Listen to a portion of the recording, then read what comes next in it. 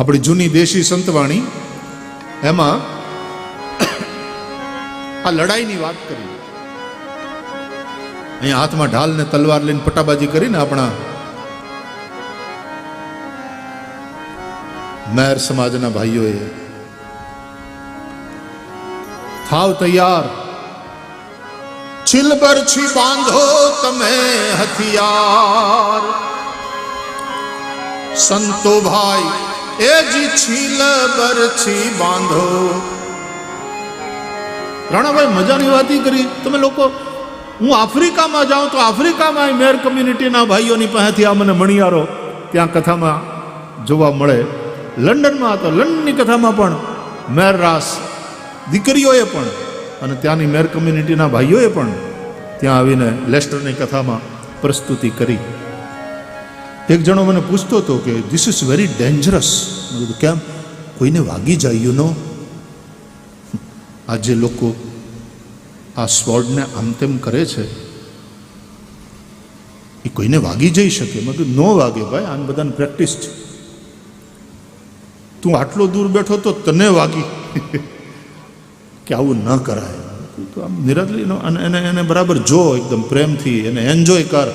અને એ જોવાની આવવાના હાકલા પડકારા અને એનો વીર રસ જે દેખાય એને તું જો ઊભા કરી દે, એવો આ રાસ છે આપણો મેરનો. છીલ બરછી બાંધો તમે હથિયાર, સંતો ભાઈ એ જી છીલ બરછી બાંધો તમે હથિયાર. ભાઈ રે માહલાથી તમે યુદ્ધ લડો,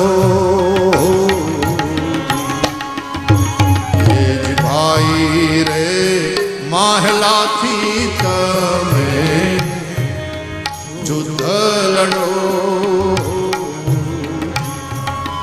અજરા જરિયાન જાય સંતો ભાઈ એ જ અજરા કાંઈ જરિયાન જાય. થોડે રે સંતો સાધક્યો જી. થોડે રે સંતો સાધક્યો હો જી.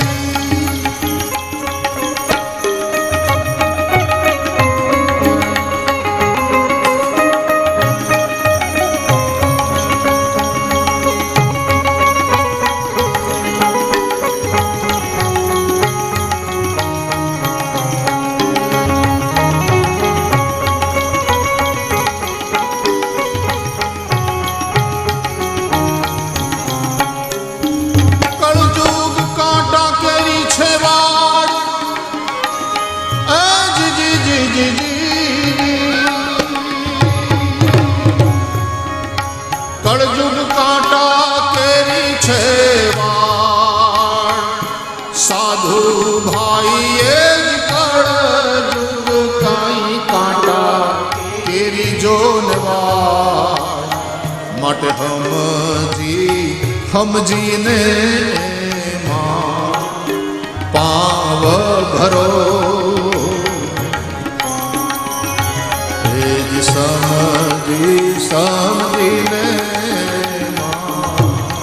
પાવ ભરો.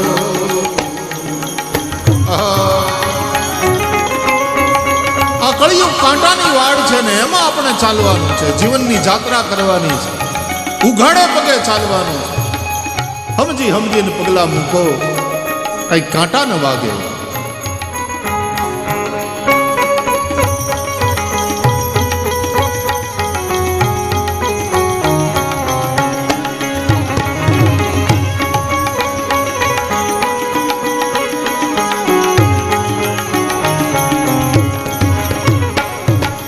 ચડવું છે મેરુડે આસમાન,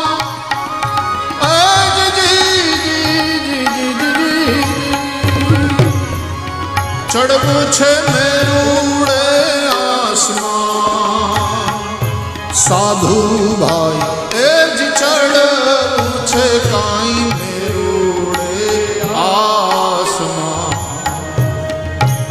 આડાને અવળા રે એમાં વાંક ઘણા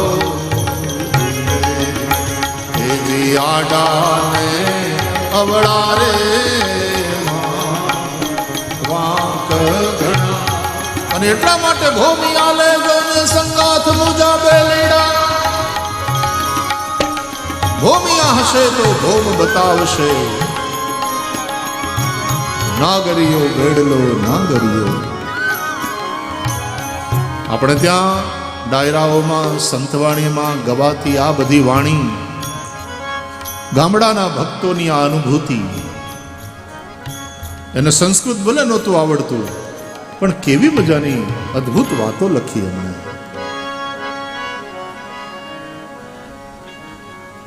તો આ કલિકાલમાં કોઈક રીતે કરુણાપૂર્વક કથાનો આપણા જીવનમાં પ્રવેશ થાય ત્યાં સુધી આ સંસાર પરીક્ષા કરે છે, ક્ષણે ક્ષણે પરીક્ષા કરે છે, અને પરીક્ષામાં આપણે પાસ થવાનું હોય છે. વિપરીત સંજોગો પણ આવશે, પણ એ સમયે શું તમે તમારી નીતિને ટકાવી રાખો છો? તમે સત્યનો માર્ગ ચૂક્યા નહીં. સામેવાળાએ ઉશ્કેર્યા છતાં પણ જો તમે તમારી વાણીનો સંયમ ન ગુમાવ્યો, વિપરીત પરિસ્થિતિમાં પણ તમારું મન ડગ્યું નહીં. હા, વિપત પડે તો એ વણશે નહીં પાનબાઈ.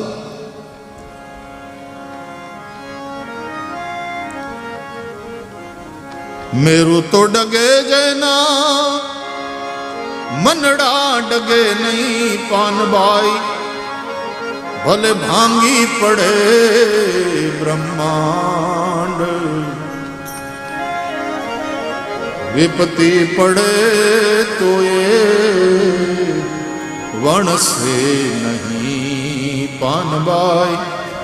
સોઈ મારા હરિજનના પ્રમાણ. મેરું તો ડગે પણ છતાં જેના મનડા ડગે નહીં પાનબાઈ.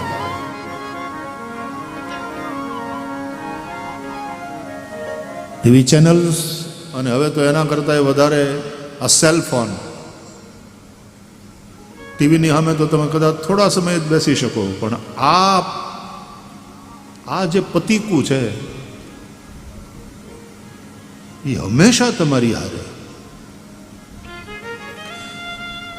કદાચ 20 વર્ષ પછી ઇનબિલ્ટ સેલફોન ના આવે તો સારું, કે એવી રીતે જન્મ્યાની હારોહાર તમારે આમ અંદર કેમ ઓલા વાલ નથી મૂકી દેતા. હવે મેં સાંભળ્યું કે અમુક ઓલા મશીન એવા મુકાઈ જાય છે કે એ સુગર માપી લે, એ બીપી માપી લે, અંદર જ અંદર ફિટ કરી દીધું. ખાલી આમ એના ઉપર ટેલિફોન ધરે ને ત્યાં તો આવી જાય બધું, કે તમારું બ્લડ સુગર આટલી છે આ સમયે, તમારું બીપી આટલું છે.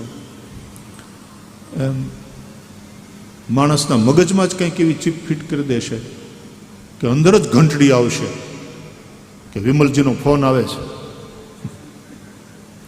સીધું ક્યાંક આમ કાનને મરડવાનું, પછી હલો, હા વિમલજી બોલો બોલો. આજુબાજુ જોવાવાળાને આમ થાય કોની હારે વાતું કરે.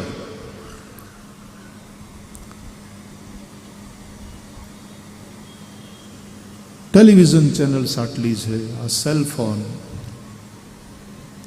અને એ બધાને કારણે હવે આવું બધું સાંભળવાનું તમને સતત મળ્યા કરે. કારણ કે સારા વિચારોનો મારો પણ બહુ, હમણાં આપણે ઓલા તળ ખારા થતા જાય છે ને, તો સાંદીપની બાજુમાં આપણે ઊંડા જઈએ એટલે પછી ખારું પાણી આવે. માણસ ત્યાં રોજ અમારે ભેગું થાય 2,500, 2,000 છોકરા ભણે, એમાં 500 તો રહેવાવાળા, અને આટલા પાછા સેંકડો લોકોને ઉત્સવ હોય ત્યારે હજારો લોકો હરિમંદિરમાં દર્શને આવે. પાણી તો જોઈએ ને. આમ તળમાં ખારું પાણી છે, પછી બધી વ્યવસ્થાઓ કરીએ છીએ.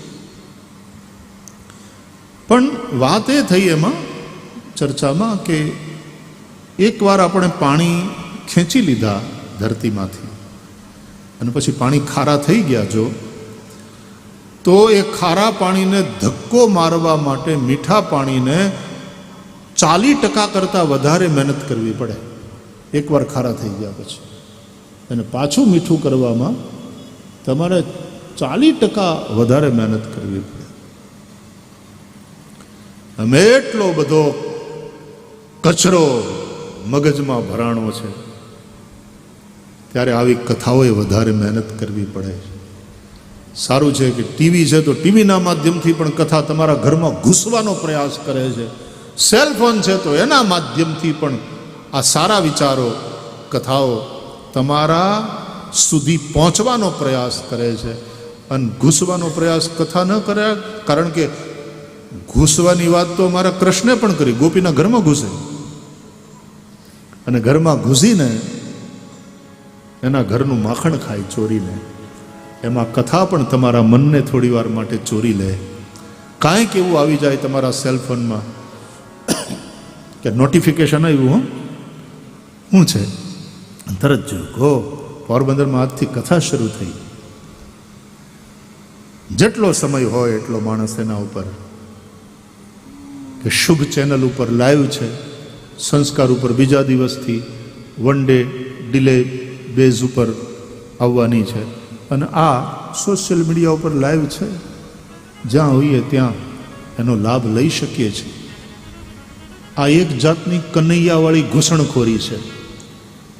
તમારા સુધી ગમે એમ કરીને પોગવું છે, કારણ કે વધારે 40 ગણી વધારે મહેનત કરવી પડશે. બોલો, જે કચરો અંદર ઘૂસી ગયો છે ને, જે ભાવના બગડી, જે વિચારો આપણા દૂષિત થયા, એને હરખું કરવા માટે થઈ આ લડાઈ છે. ખૂબ મહેનત કરવી પડશે. પ્રભુની અત્યંત કૃપા છે. આપણે સૌભાગ્યશાળી છીએ. આ 7 દિવસીય સત્સંગ આપણને પ્રાપ્ત થયો છે. આવો, જેની કૃપાથી આ સત્સંગ પ્રાપ્ત થયો એ ભગવાન દ્વારકાધીશને, કાળિયા ઠાકરને, કૃષ્ણ કાનુડાને આપણે બધાએ ઓવારણા લઈએ, એને વંદન કરીએ. આપણે સૌ ગાઈશું, સચ્ચિદાનંદ રૂપાય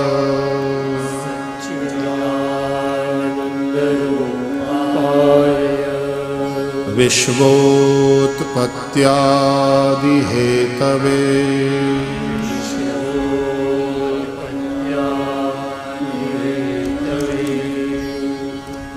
તાપત્રય વિનાશાય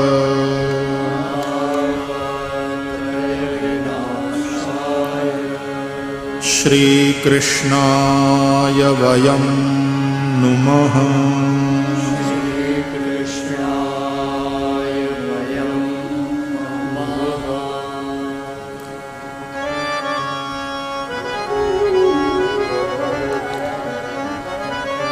જે ભગવાન સચ્ચિદાનંદ સ્વરૂપ છે, જે આ વિશ્વની ઉત્પત્તિ, સ્થિતિ અને લયના કારણ છે,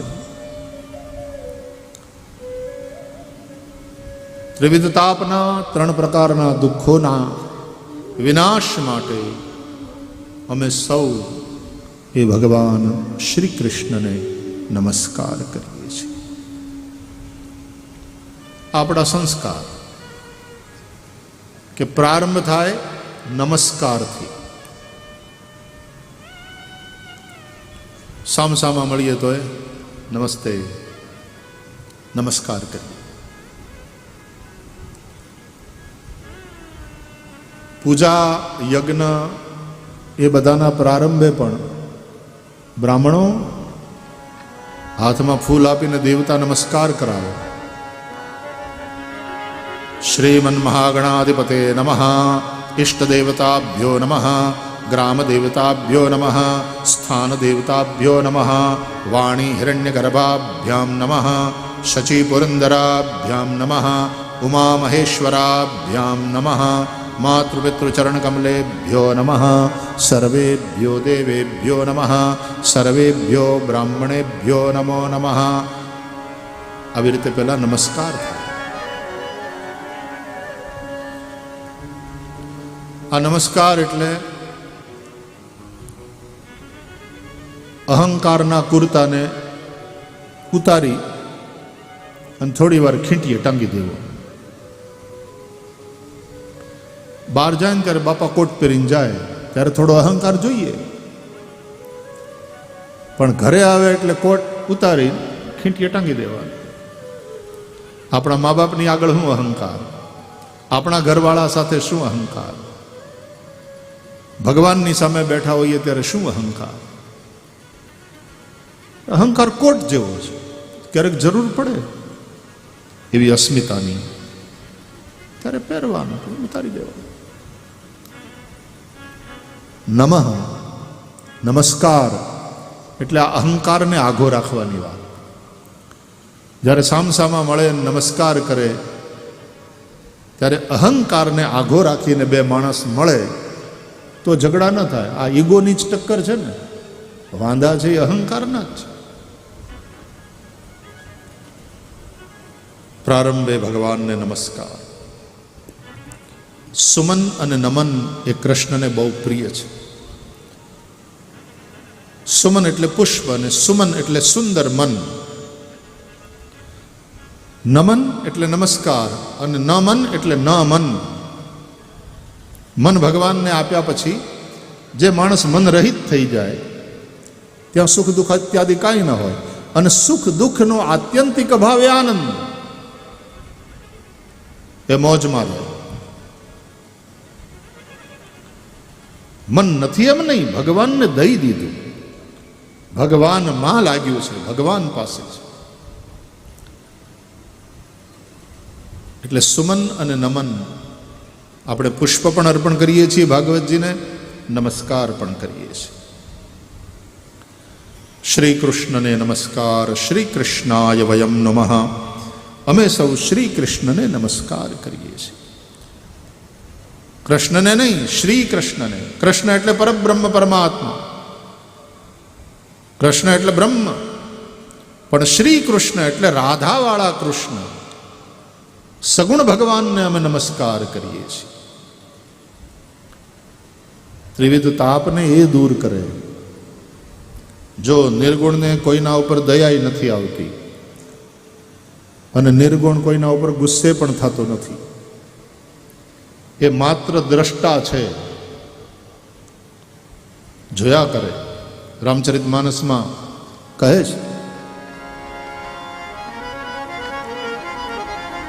જગ પે ખાન તુમ દેખનિહારે,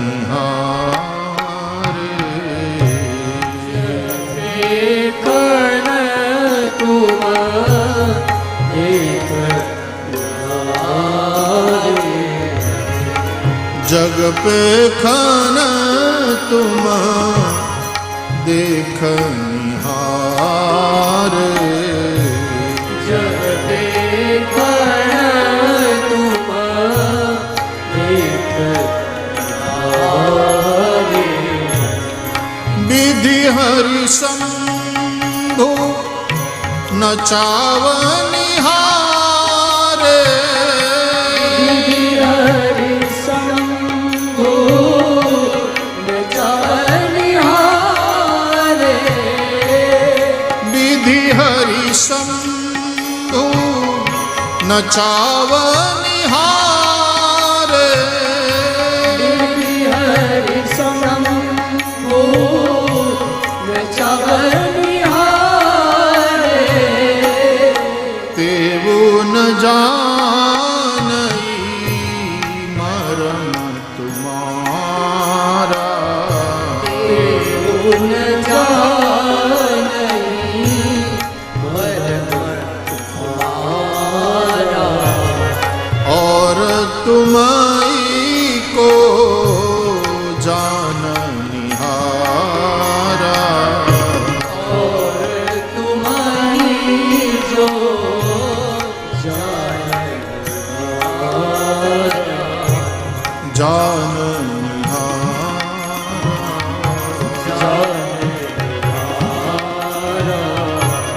जाननिहारा,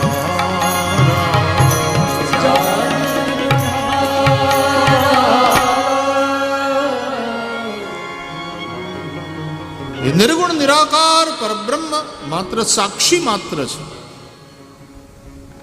એ જુએ છે.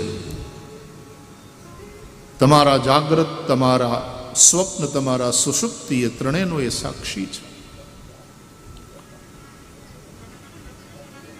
પણ જે તમને મદદ કરે છે, જે તમારી વારે દોડે છે, જે તમારા ત્રિવિધ તાપને હરે છે, એ સગુણ બ્રહ્મ છે. અને શ્રી રાધા એટલે ભક્તિથી સગુણ થયેલા એ પ્રભુ, એને અમે નમસ્કાર કરીએ છીએ.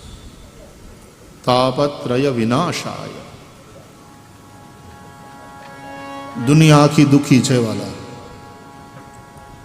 પૈસા નથી એ પૈસા માટે દુઃખી છે, તો પૈસા વાળાય દુઃખી છે. સંતાન નથી એ પણ દુઃખી છે, તો સંતાનવાળા સંતાનને કારણે દુઃખી છે. આપણે ત્યાં એમ કે ને ગામડામાં કે પેલું ટપાલ લખે પછી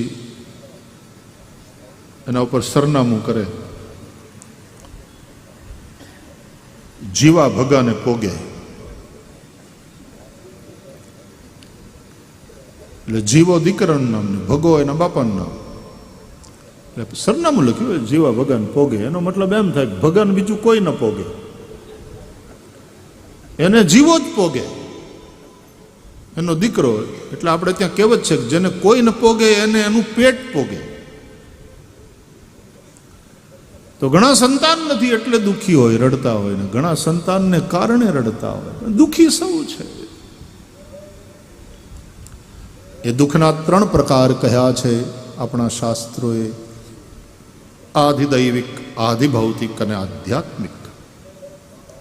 તુલસીદાસજી કહે છે દૈહિક, દૈવિક, ભૌતિક તાપા, રામ રાજ કાહુહિ ન વ્યાપા.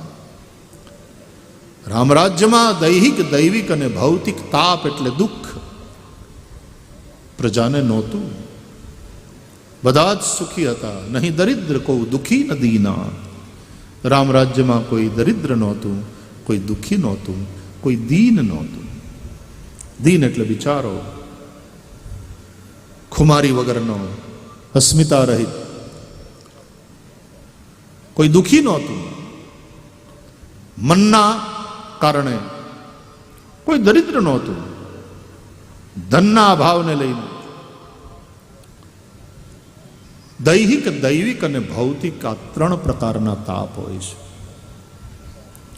આધ્યાત્મિક, આધિદૈવિક અને આધિભૌતિક એવી રીતના પણ પ્રકારો કહ્યા છે.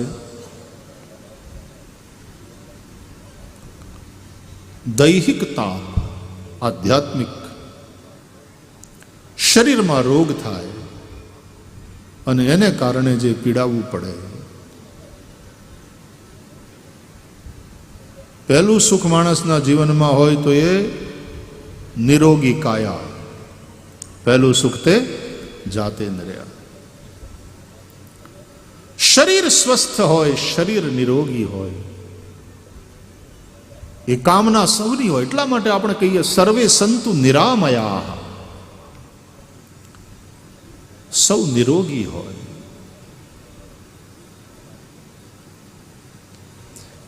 પછી ભૂખને કારણે થઈને ખાવાનું મળે નહીં, પછી જે દુઃખી થાય. તરસ લાગી હોય ને પાણી ન મળે ને દુઃખી થાય. આરામ ન મળે શરીરને હેરાન થાય. બધા દૈહિક તાપ છે, એ આપણે સૌએ અનુભવ્યા છે.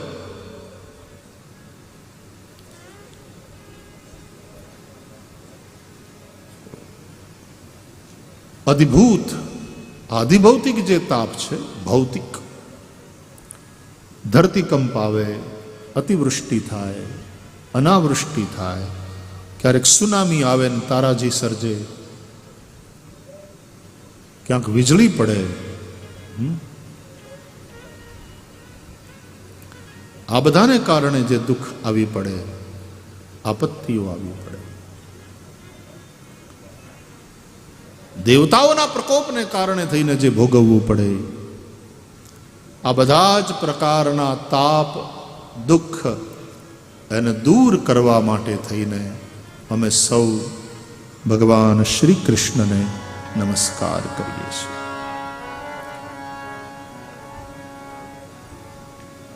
દુઃખનું કારણ છે પાપ, તાપનું કારણ પાપ. પાપને કારણે કંઈક ને કંઈક કોઈ ને કોઈ જગ્યાએ મનુષ્યના પોતાના જ પાપ કર્મો દુઃખ માટે જવાબદાર હોય છે. એને ક્યારેક વૈયક્તિક સજા થાય અને ક્યારેક સામૂહિક દંડ પણ. સરકાર ક્યારેક સામૂહિક દંડ પણ લાદે, એમ ક્યારેક સામૂહિક સજા પણ ભોગવવી પડતી હોય છે. ભૂકંપ હોય કે અતિવૃષ્ટિ હોય કે અનાવૃષ્ટિ, આ જેવી જે આપદાઓ આવે એ સામૂહિક દંડ ભોગવવો પડતો હોય છે.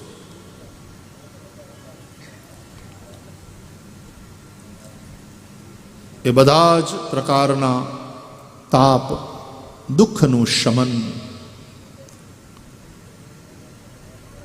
કરવા માટે થઈને આપણે સૌ ભગવાન શ્રી કૃષ્ણને નમન કરીએ છીએ. શ્રી કૃષ્ણાય વયમ નમઃ.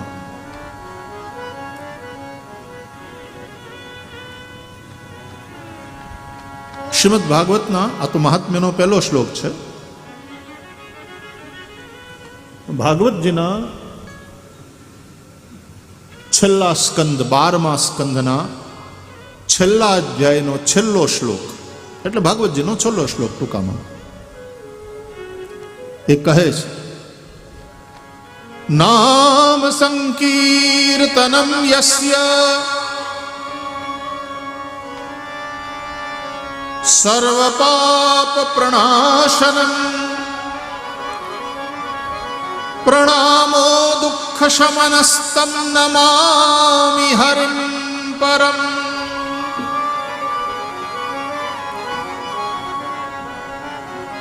ભગવાનના નામનું સંકીર્તન મનુષ્યના બધા જ પાપને સમાપ્ત કરી દે છે. જે દુઃખનું કારણ હતું પાપ, એ નામ સંકીર્તનથી સમાપ્ત થાય. અને દુઃખ પ્રણામો દુઃખ શમનઃ, ભગવાનને નમન કરીએ, ભગવાનને પ્રણામ કરીએ એટલે દુઃખ સમાપ્ત થઈ જાય. એવા તમ નમામિ હરિમ પરમ, એવા ભગવાન શ્રી હરિને અમે સૌ નમસ્કાર કરીએ છીએ.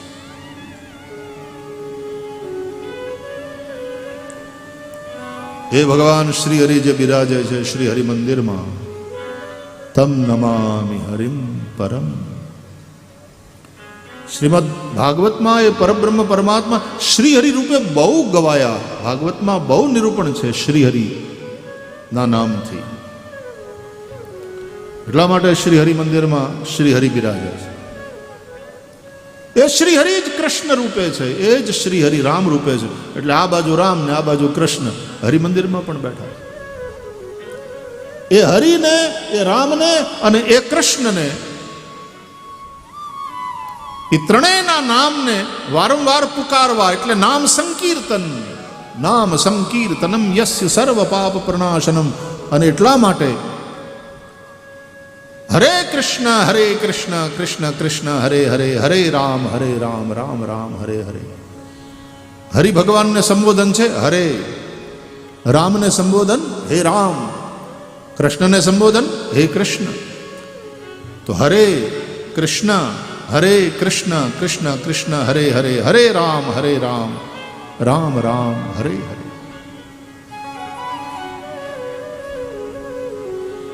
એટલા માટે આપણે મહામંત્રનું સંકીર્તન કરીએ છીએ. કલિસંતારણોપનિષદ છે, એક નાનકડું એવું ઉપનિષદ, અને કલિસંતારણોપનિષદમાં આ મહામંત્ર અપાયો છે. અને મંત્ર નહીં, મહામંત્ર કહે છે.